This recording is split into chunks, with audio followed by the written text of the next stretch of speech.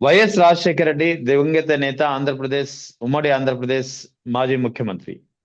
YS Rajasekhara Reddy 77వ జయంతి ఇవాళ July 8వ తేదీ. సో ఈ సందర్భంగా వైఎస్ రాజశేఖర రెడ్డిని ఎందుకు ప్రజలు ఇప్పటికీ గుర్తుంచుకుంటున్నారు అంటే ఏ అంశాలు తోడవుతున్నాయి, ఏ అంశాలు మనం చెప్పుకోవచ్చు అనేది చాలా కీలకమైనటువంటి అంశం. అందుకే మహానేత అయ్యారా, అందుకే ఇవాళకి ఆయన మరణానంతరం మరణం జరిగి ఇన్ని సంవత్సరాలు అవుతున్నా సరే ఇప్పటికీ ప్రజల హృదయాల్లో చెరగని ముద్ర వేశారా? ఈ అన్ని అంశాలపై మాట్లాడేందుకు మనతో జాయిన్ అవుతున్నారు గుంటూరు నుంచి ప్రముఖ న్యాయవాది రజనీ మేడం గారు. నమస్తే మేడం. నమస్తే అండి. మేడం, ఇవాళ వైఎస్ రాజశేఖర రెడ్డి గారి 77వ జయంతి.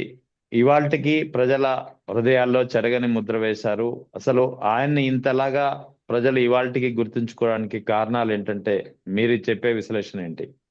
నమస్తే సార్. ముఖ్యంగా ఇవాళ రోజు 77వ జయంతి సందర్భంగా రాజశేఖర రెడ్డి, దివంగత నాయకుడు రాజశేఖర రెడ్డి గారికి రాష్ట్రంలోని ప్రతి ఒక్కరూ అండి, అంటే పార్టీలకు అతీతంగా, కులాలకు అతీతంగా ఆయన నుంచి ప్రతిఫలం పొందిన ప్రతి ఒక్కరూ రుణపడి ఉంటారు ఆయనకి, ఆయన కుటుంబానికి. ఎందుకని ఈ మాట చెప్తున్నానంటే, పార్టీలకు అతీతంగా అని ఎందుకన్నానంటే, ఒక అద్భుతమైన పథకాలను ఇవ్వాలని కాదు, ప్రజలకి ఉపయోగంగా ఉండాలి అనేది ఒక ఒక గొప్ప నినాదం అండి. సో ఆ నినాదం ఎలా ఉంటదంటే, ఆశ్చర్యం. చాలా రోజులు అనేవాళ్ళు ఉచిత కరెంటు అంటే ఆ తీగల మీద బట్టలు ఆరేసుకోవడానికి తప్ప అది అంత సాధ్యమయ్యేది కాదు అని. కానీ ఆ స్కీము పెట్టడానికి అనుభవజ్ఞుల వల్ల కాలేదు. కానీ ఆయన మాత్రం కరెంటు తీగల మీద బట్టలు ఆరేసుకుంటారా, ఆ కరెంటుల వల్ల కొన్ని జీవితాల్లో వెలుగు నింపుతానా అనేది చూద్దాంలే వేచి అంటూ ఒక గొప్ప నినాదాన్ని ఇచ్చారండి.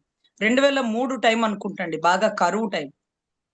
చేవెళ్ల నుంచి ఇచ్చాపురం వరకు పాదయాత్రని పూనుకున్నారు. 1475 కిలోమీటర్లు పాదయాత్ర, 104 రోజుల్లో.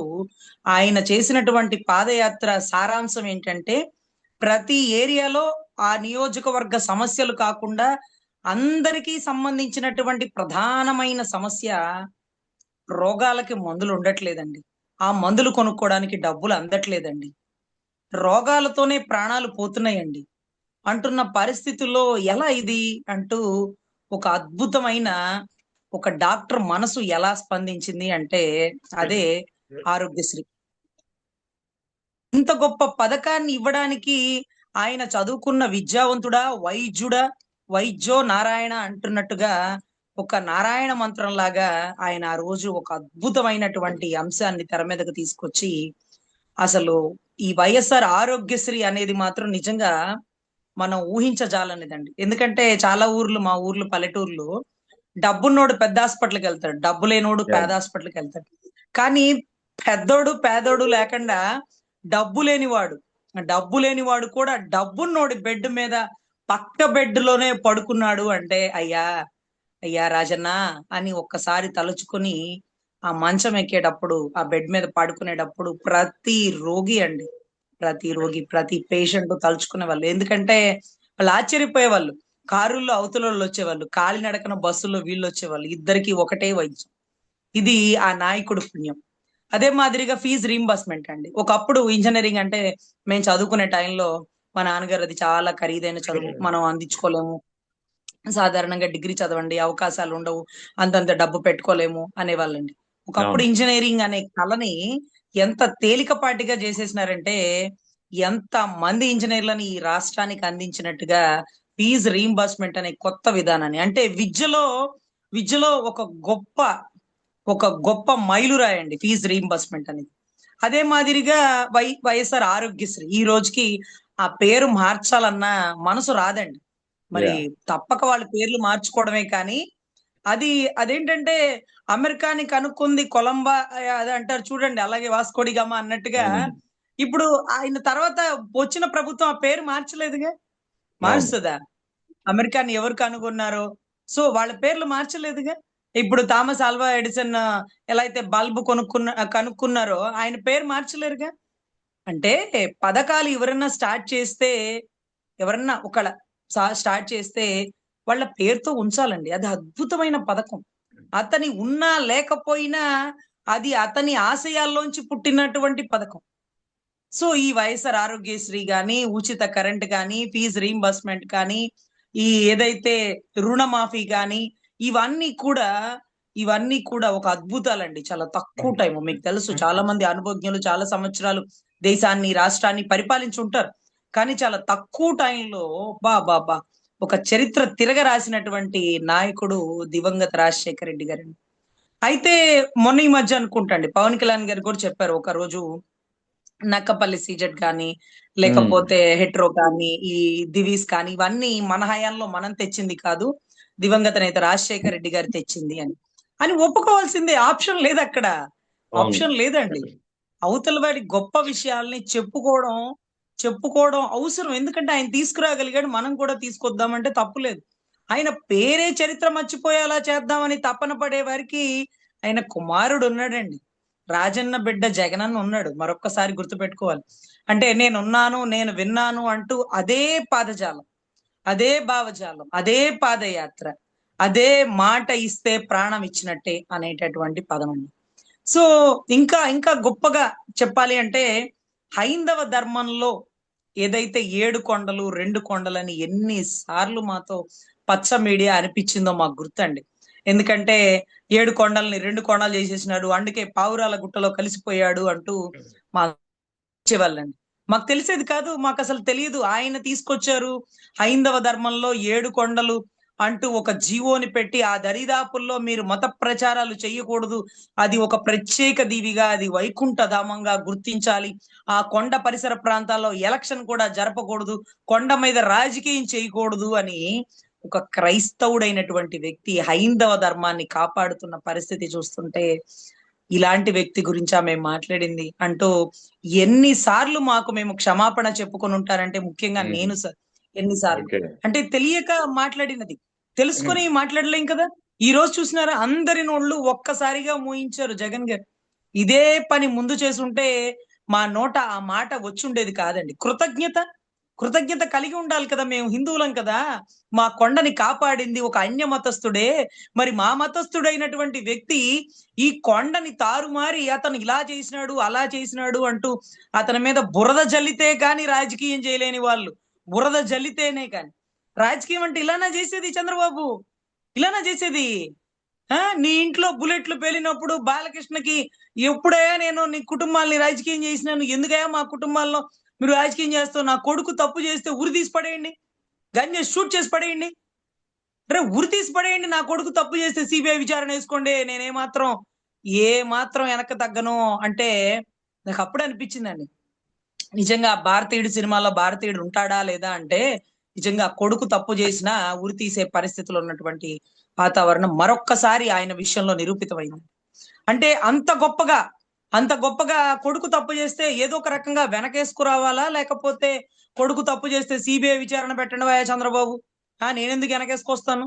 అందులోనూ ఎంత గొప్పగా డబ్బులకి అవసరమైన రోజున ఇంటిని కూడా తాకట్టు పెట్టి ఆ వచ్చిన డబ్బులతో ప్రచారానికి వాడవలసిన పరిస్థితి నుంచి ఈ రోజు తన కొడుకు వచ్చాడు కాబట్టి ఇంత గొప్ప ప్రభంజనం తీసుకురాగలిగాడు. కానీ అదే ఆయనే అయ్యుంటే అంటే దేశంలో ఒక పేద రాష్ట్రంలో ముఖ్యమంత్రి ఎవరన్నా ఉంటే ఒకవేళ ఆయన అయ్యి ఉండేవాడండి. ఒకప్పుడు ఒక పెద్ద కారు కలిగి ఉంది, ఇన్కమ్ ట్యాక్స్ కట్టింది మొదట నేనే అని చెప్పిందే ఆయన. అలాంటి వ్యక్తి రాజకీయంలోకి వచ్చాక ఎవరన్నా సంపాదించుకుంటారు కదండి. ఈ చిన్న లాజిక్ చూడండి, ఎవరన్నా సంపాదించుకుంటారు కదా. కానీ ఈయన రాజకీయంలో రాకముందు సొంత కారు, సొంత ఎకరాలు కలిగి ఉండి రాజకీయంలో ముఖ్యమంత్రి స్థానం పరిస్థితి దగ్గరలో ఉన్న టైంలో ఇంటిని తాకట్టు పెట్టి ఆ వచ్చిన డబ్బుతో రాజకీయం చేసే పరిస్థితికి వచ్చారు. ఇది కదా గుమ్మడి నరసయ్య గారు చెప్పిన పదజాలం. ఇది కదా, ఏమయ్యా నిన్ను ఓడించడం ఎవరి వల్ల కాదయ్యా, నీ నిజాయితీ నీదే అని పక్క పార్టీ వ్యక్తినైనా ప్రశంసించే వ్యక్తి కదండి. కుటుంబంలో తన కొడుకు మీద రాజకీయం చేస్తుండే ఎందుకయ్యా చంద్రబాబు తప్పు చేస్తే ఎత్తి లోపలై సిబిఐ విచారణ వేయించుకో, నేను రాజకీయం చేయడం, నేను ఎప్పుడన్నా నీ కుటుంబాన్ని రాజకీయం చేశానా అంటూ ఆ రోజు బాలకృష్ణ గారి ఇంట్లో పేలిన బుల్లెట్లకే ఆయన కేసుల్లోంచి ఏముందిలే పాపం అన్నట్టుగా పక్కన పడేసినారు. కానీ ఇది గుర్తుపెట్టుకోవాలండి. పవన్ కళ్యాణ్ గారు చెప్పారు ఏమనంటే, ఆయన బాలు సినిమా అపెండిసైటిస్ ఆపరేషన్ చేయించుకుంటున్న టైంలో ఒక మాజీ పోలీస్ ఆఫీసర్ వచ్చి రాజశేఖర రెడ్డి గారు మీ మీద కేసులు పెట్టి అరెస్ట్ చేయమన్నారు, మీరు రాజకీయంలోకి వస్తారట అని. ఏమండి, ఆయన రాజకీయంలోకి వస్తే ఈయనకి ఏమన్నా ఇబ్బంది ఉంటదా అండి? అతను ఎవరండి?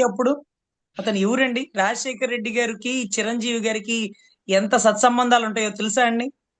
ప్రజారాజ్యం పెట్టడం వల్ల ప్రజారాజ్యం పెట్టడం వల్ల కాంగ్రెస్ పార్టీకి చాలానే మంచి జరిగిందండి. ఎందుకంటే టీడీపీలో ఉండే బలమైనటువంటి కాపు సామాజిక వర్గం మొత్తం ప్రజారాజ్యంలో చిరంజీవి గారి వెంట నడిచి వచ్చేసినారండి. ఆయన అలా దూరంగా ఉన్నా ఈయనకి మంచిదేనండి. ఎందుకంటే కాంగ్రెస్ ఫిక్స్డ్ ఓటింగ్ ఎక్కడికి కదలదు. కానీ పాపం ఆయన ఎవరు పవన్ కళ్యాణ్ గారు చెప్పిన మాట ఏంటంటే టార్గెట్ చేసినారంట. ఏమయ్యా ఆ టైం ఏం టైం అయ్యా? ఆ టైం ఏం టైం? ఏ ఉచిత కరెంట్లో, ఫీజు రీయింబర్స్మెంట్ లో, లేకపోతే వైఎస్ఆర్ ఆరోగ్యశ్రీ పథకాలు ఇలాంటివి సంస్కరణలు తీసుకొచ్చే టైంలో నీ గురించి ఆలోచించే టైం. పోనీ అందులో నిన్ను టార్గెట్ చేసినారు అంటే ఎవరు నువ్వు? క్యాస్ట్ బై కాపు. ఎవరు నువ్వు అంటే చిరంజీవి గారి తమ్ముడు. ఎవరు ఆ చిరంజీవి అంటే జక్కంపూడి గారికి, లేకపోతే పేర్ని నాని గారి తండ్రి గారికి, లేకపోతే ఈ కాంగ్రెస్ పార్టీలో ఉన్న ప్రతి ఒక్కరికి ప్రాణం అంటే ప్రాణమైనటువంటి వ్యక్తి చిరంజీవి గారు. అప్పుడు మరి కాంగ్రెస్ చిరంజీవి గారిని ఇబ్బంది పెడుతుందా? చిరంజీవి గారు పార్టీ పెట్టగానే కాంగ్రెస్ నుంచి చాలా మంది బయటకు వచ్చేసారుగా. మళ్ళీ ఆయన ఎటు కలపాలి అన్నప్పుడు కాంగ్రెస్ లోనే కలిపారుగా. అంటే రాజశేఖర రెడ్డి గారిని శత్రువుగా భావిస్తే టీడీపీలో కలుపుండేవాళ్ళు కదయ్యా. మరి ఎందుకు కాంగ్రెస్ పార్టీని రాజశేఖర రెడ్డి గారిని ఎందుకు శత్రువుగా భావించలేదు? ఎందుకు భావించలేదంటే రాజశేఖర రెడ్డి గారి మనసు చిరంజీవి గారికి బాగా తెలుసు. కొన్నాళ్ళు ట్రావెల్ చేసినారుగా. అడగండి. మొన్నటి రోజు కూడా జగన్ గారి ఇంటికి వెళ్లి భోజనం చేస్తున్నప్పుడు ఆయన అన్న మొట్టమొదటి మాట నాన్నగారు గుర్తొచ్చారు. ఆయన టైంలో మమ్మల్ని ప్రతిపక్ష నాయకుడిగా కాక, ఏమయ్యా నువ్వు ఎప్పటికీ మెగాస్టార్ వేనయ్యా, నీ స్టారే అని ప్రతిపక్ష నాయకుడు అయినప్పటికీ నన్ను ఆయన సంబోధించే పదజాలం. అలాంటి ప్రత్యర్థిని నేను కనుచూపు మేరలో చూడలేను. అతను నా ప్రత్యర్థి అవడం, తర్వాత అతనితో కలిసి నేను ట్రావెల్ చేయడం ఇది నా అదృష్టంగా భావిస్తాను అని నీ అన్న చిరంజీవి గారి మాటలు దయచేసి ఒక్కసారి మళ్ళీ మీరు పురస్కరించుకోవాలి. అంతేగాని బురద జల్లితే రాజకీయం అంటే అది చాలా ఆశ్చర్యం అండి. చూసారా ఈరోజు 7 కొండలు 2 కొండలు అంటూ మాలాంటి వాళ్ళతో అందరి నోట చెప్పించి, పాపం పవన్ కళ్యాణ్ గారి నోట నుంచి కూడా చెప్పించినటువంటి చంద్రబాబు గారు ఒక్కసారి జగన్ గారు బయటకు వచ్చి ఒక వీడియో ప్లే చేశాక ఏకదం మొత్తం కథం కదా. ఇంకా అయిపోయింది కదా, ఇంకేం మాట్లాడతాం? అయిపోయా. ఇంకా అసలు ఆ టాపిక్ ఎత్తడానికి కూడా అర్హత లేదు. ఆ టాపిక్ మాట్లాడాల్సిన గతంలో మాట్లాడి తలుచుకుని ఇలాంటి గొప్ప వ్యక్తి గురించా మనం మాట్లాడింది? అరే అతని చావు గురించి కూడా క్రిటిసైజ్ చేపించాం. ఇదా రాజకీయం? ఇదా సిగ్గుమాల పని? పావురాల గుట్టలో గలిసిపోయినాడు, కొండ గురించి మాట్లాడాడని ఈ రోజుకి మొన్నటి దాకా జగన్ గారి వీడియో ప్లే చేసే వరకు మొన్నటి దాకా మాట్లాడిచ్చాడు. తప్పు కదా. అవతల వారి చావు గురించి మాట్లాడిచ్చడమా? ఆ వ్యక్తి చనిపోయినప్పుడు ఎన్ని గుండెలు ఆగిపోయినాయి. ఆ గుండెలు ఆగిపోయిన ప్రతి కుటుంబాన్ని కలవాలని జగన్ గారు పూనుకుంటే కాంగ్రెస్ ఎంత గొప్పగా, అప్పట్లో సోనియా గాంధీ గారు ఎంత గొప్పగా ఆపిపడేసినారు. అయినా సరే నా తండ్రి చావు విని చనిపోయినటువంటి ప్రతి ఒక్కరు నా కుటుంబ సభ్యులని వారందరినీ కలిసి, మీకు గుర్తుందో లేదో సార్, వాళ్ళకి చెక్ అమౌంట్ ఇచ్చారు. అది ఎక్కడా వీడియోలో కనపడలా. అరే నా కుటుంబం అనుకున్నప్పుడు నేను నా మనస్ఫూర్తిగా నా కుటుంబ సభ్యులకి సహాయం చేస్తే మీరు ఫోటోలు గిటోలు తీకండి, లోపల ఎంత అమౌంట్ ఉందో కూడా మీకు అనవసరం, వాళ్ళకి తెలుసు అంటూ ఇచ్చినటువంటి గొప్ప వ్యక్తి అండి. అంటే సహాయం చేసి వేరెవ్వరికీ చెప్పనటువంటి వ్యక్తి. మరి ఇక జగన్ గారు తండ్రి ఆయనకి చెప్పినటువంటి మాట, నా నాయన రాజకీయాలు చేస్తున్నప్పుడు ఈ చదువు ఏందిలే అన్నప్పుడు ఆయన ఎవరండి? వాళ్ళ మాస్టర్ గారు, లేదు రాజశేఖర్ రెడ్డి గారు చదవాలి, చదివితేనే, చదువుకున్న విద్యావంతుడు రాష్ట్రాన్ని పరిపాలించినప్పుడే రాష్ట్రం అభివృద్ధి పదంలో ముందుకు వెళ్తుంది అంటే అప్పుడు చదువు విలువ ఎంత గొప్పగా ఆ మాస్టర్ గారు నాకు చదువుని చెప్పినారు, ఆయన గురు రుణం ఉంచుకోకూడదు అంటూ ఇవాళ రోజు 2500 మంది బిడ్డల్ని పులివెందల పరిసర ప్రాంతాల్లో ఒక గొప్ప ప్రామాణికంగా రోల్ మోడల్ స్కూల్ లాంటి స్కూల్లో చదివిస్తున్నారు అంటే తండ్రి రుణం కొడుకు ఇంకా కూడా తీర్చుకుంటూ ఉన్నారు. సో ఇటువంటి గొప్ప కుటుంబం అండి వైఎస్ఆర్ కుటుంబం అంటేనే ఒక గొప్ప కుటుంబం అనిపించేలాగా ఈ రోజు కూడా గొప్ప గొప్ప పథకాలు, ఆయన ఎలా అయితే ఫీజు రీయింబర్స్మెంట్ పెట్టి విద్యలో మార్పులు చేర్పులు తీసుకొచ్చారో అదే మాదిరిగా కొడుకు కూడా అదే బాటలో ఈ రోజు బిడ్డలకి షూస్ ఇచ్చారు. ఎందుకంటే కాన్వెంట్ లో పిల్లలు వేసుకుంటారండి షూస్, గవర్నమెంట్ స్కూల్ పిల్లలకు ఉండదు. కానీ గవర్నమెంట్ స్కూల్ బిడ్డలకి ధీటుగా, అంటే రాజశేఖర రెడ్డి గారు ఏం చేసినారు, బాగా డబ్బు లేనివాడు ఇంజనీరింగ్ చదవలేడు, డబ్బున్నవాడు చదువుకుంటాడు. కానీ డబ్బున్నవాడితో సమానంగా ఇంజనీరింగ్ కూడా అందరూ చదువుకోవచ్చు అంటూ ఇచ్చినటువంటి పథకం ఫీజు రీయింబర్స్మెంట్ అండి. సో అవును. అటువంటి పథకంతోనే ధీటుగా ఈ రోజు ఏదైతే జగన్ గారు గవర్నమెంట్ స్కూల్ పిల్లల్ని, ప్రైవేట్ స్కూల్ పిల్లల్ని ఈక్వల్ గా ఏదైతే బూట్లు, ఏదైతే బ్యాగ్లు, ఏదైతే డిజిటల్ బోర్డులు, ఏదైతే ట్యాబ్లు, ఏదైతే ఆక్స్ఫర్డ్ డిక్షనరీలు అండి. మా చిన్నప్పుడు ఒక ఇంట్లోనే ఎక్కడో డిక్షనరీ ఉండేది టీచర్ గారి ఇంట్లో. రోజుకు గంట పోయి ఆ డిక్షనరీ ఎలా చూడాలి అని నేర్చుకోవడానికి ఒక టైం కేటాయించుకునే వాళ్ళం. ఈ రోజు ఒక అద్భుతమైనటువంటి ఆక్స్ఫర్డ్ డిక్షనరీని ప్రతి ఇంట్లోనూ అందరికీ అందుబాటులో ఉండే అవకాశాన్ని కల్పించారు. అంటే విద్యలో ప్రణాళికలు మౌలికంగా ఇది ఉంటే బిడ్డలకి ఇంకా బాగా చదువుకుంటారనే దాంతో ఒక దృక్పథంతో ఇచ్చినటువంటి అవకాశాలండి. సో ఇది ఏదైతే స్కూల్ కి సంబంధించి అదే మాదిరిగా అదే మాదిరిగా ఆయన తీసుకొచ్చినటువంటి ఫిషింగ్ హార్బర్లు కానీ, పోర్ట్లు గాని, లేకపోతే ఇంకా కొన్ని కొన్ని పథకాలు ఏదైతే తండ్రికి కొడుకు ధీటుగా ఇంకా గొప్పగా ఇంకా గొప్పగా ఒక అభివృద్ధి పదంలో తీసుకువెళ్తారంటూ నేను మనస్ఫూర్తిగా నమ్ముతున్నానండి. ఇవాళ రోజు దివంగత రాజశేఖర రెడ్డి గారి జన్మదినం సందర్భంగా ఆ కుటుంబం అంటే విజయమ్మ గారు ఆ పరిసర ప్రాంతాల్లో అందరూ కూర్చొని అక్కడ ఒక ప్రేయర్ జరుగుతున్నప్పుడు నేను చూసినానండి. ఆ తల్లి ప్రేమగా దగ్గర తీసుకొని మాట్లాడిన తీరు గాని, విధానం గాని, రాసే రాతలకి, మాట్లాడే వారికి ఒక్కటే చెక్కండి. ఎప్పటికీ నా బిడ్డే కాకపోతాడా? ఎప్పటికీ నా బిడ్డే కదా! మీరు రాసే రోత రాతలకి ఒకే సమాధానం. ఆయన్ని ప్రేమగా ఆలింగనం చేసుకొని ఒక ముద్దు పెట్టుకుంటూ ఆ తల్లి ఇచ్చినటువంటి సందేశం ఈ పచ్చ మీడియాకి ఏం సమాధానం చెప్తారో ఒకసారి చూడాలండి. సో ఎనీవే ఒక మంచి మెసేజ్ సొసైటీకి అందించినటువంటి రాజశేఖర రెడ్డి గారి తనయుడుగా జగన్ గారు కూడా గొప్ప గొప్ప పథకాలు తీసుకొస్తూ రాష్ట్రాన్ని అభివృద్ధి పదంలో రానున్న రోజుల్లో ఇంకా గొప్పగా తీసుకువెళ్తారు అంటూ మనస్ఫూర్తిగా నమ్ముతున్నామండి.